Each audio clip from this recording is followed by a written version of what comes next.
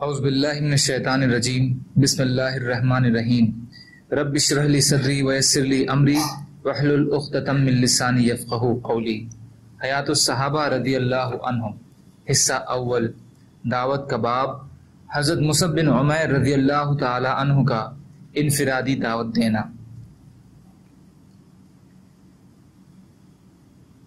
فرماتے ہیں کہ یہ دونوں حضرات بیان فرماتے ہیں کہ ان کے بولنے سے پہلے ہی قرآن سنتے ہی ان کے چہرے کی چمک اور نرمی میں ہمیں یہ محسوس ہو گیا کہ اسلام قبول کر لیں گے۔ انہوں نے ان دونوں حضرات سے پوچھا کہ جب تم مسلمان ہو کر اس دین میں داخل ہوا کرتے ہو تو کیا کیا کرتے ہو؟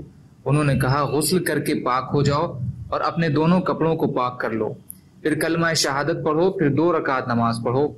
اس لیے انہوں نے کھڑے ہو کر غسل کیا، اپنے دونوں کپڑوں کو پاک کیا اور کلمہ شہادت پڑھا، پھر 2 رکعت نماز پڑھی، پھر اپنا نیزہ لے کر اپنی قوم کی مجلس میں کی طرف واپس گئے، اور ان کے ساتھ حضرت اسید بن حضیر بھی تھے۔ جب ان کو ان کی قوم نے آتے ہوئے دیکھا تو انہوں نے کہا ہم اللہ کی قسم کھا کر کہتے ہیں کہ واپس حضرت سعد کا چہرہ بدلا ہوا ہے، اب اس پر اسلام کا نور چمک رہا ہے۔ انہوں نے اپنی قوم کے پاس کھڑے ہو کر کہا اے بنو عبد الاشہل، تم مجھے اپنے میں کیسا سمجھتے ہو؟ انہوں نے کہا آپ ہمارے سردار ہیں، ہم میں سب سے اچھی رائے والے ہیں اور سب سے عمدہ طبیعت کے مالک ہیں۔ انہوں نے کہا تمہارے مردوں اور عورتوں سے بات کرنا مجھ پر حرام ہے جب تک تم لوگ اللہ اور اس کے رسول پر ایمان نہ لے آؤ۔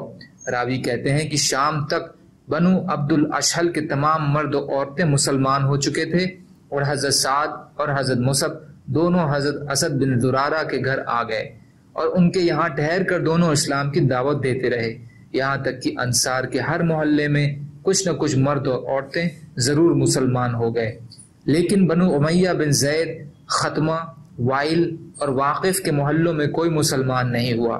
یہ اوس قبیلے کے مختلف خاندان ہیں۔ حدیث بدایہ حصہ 3 پیج نمبر 152 پر ہے۔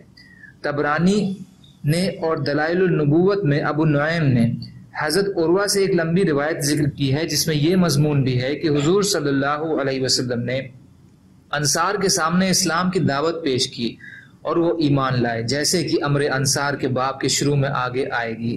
پھر انصار کا اپنی قوم کو چھپ کر دعوت دینا اور انصار کا حضور صلی اللہ علیہ وسلم سے ایسے آدمی کے بھیجنے کا مطالبہ کرنا جو لوگوں کو دعوت دے، یہ اس روایت میں مذکور ہے۔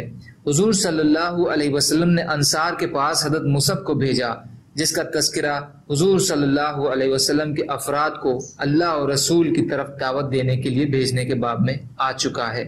پھر حضرت عروہ نے کہا کہ اسد بن زرارہ اور حضرت مصعب بن عمیر دونوں بیر مرق، یعنی یہ کنویں کا نام ہے، یا اس کے قریب کے علاقے میں آئے ہیں اور وہاں آ کر بیٹھے ہوئے ہیں۔ اس زمین والوں کو پیغام بھیج کر بلوایا، وہ چھپ کر ان کے پاس آئے۔ حضرت مصعب بن عمیر ان لوگوں سے باتیں کرتے رہے اور قرآن پڑھ کر سناتے رہے۔ ادھر حضرت سعد بن معاذ کو اس کی خبر لگی، وہ اپنے ہتھیار باندھ کر اور نیزہ لے کر ان کے پاس آئے اور کھڑے ہو کر کہنے لگے تم ہمارے یہاں اس اکیلے آدمی کو کیوں لائے ہو جو کہ تنہا اور دھتکارا ہوا اور پردیسی ہے، اور وہ غلط بیانی سے ہمارے کمزوروں کو بہکاتا ہے اور انہیں اپنی دعوت دیتا ہے۔ تم دونوں آج کے بعد پڑوس میں بھی کہیں نظر نہ آنا۔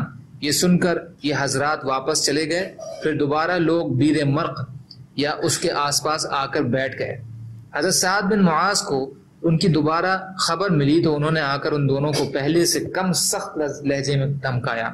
جب حضرت اسد نے ان میں کچھ نرمی محسوس کی تو کہا اے میرے خالہ زاد بھائی، ان کی ذرا بات تو سن لو، اگر ان سے کوئی بری بات سننے میں آئے تو اسے رد کر کے تم اس سے اچھی بات بتا دینا، اور اگر اچھی بات سنو تو اللہ کی بات مان لینا۔ حضرت سعد نے کہا یہ کیا کہتے ہیں؟